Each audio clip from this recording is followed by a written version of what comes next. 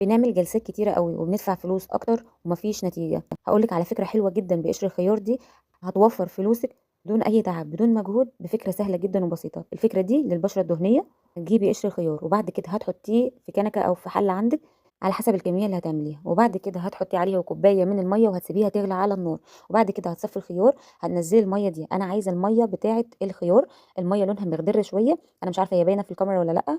زي ما قُلت لِك هتحطّي كوباية مَيّة على قشر الخيار وهتسيبيه يغلي من 3 ل5 دقايق كويس جدًا، وبعد كده أول ما ينزّل كل الفايدة اللي فيه، هتاخدي المَيّة دي وهتسيبيها لمّا تبرد شوية، أنا هاستعملها معاكِ دلوقتي.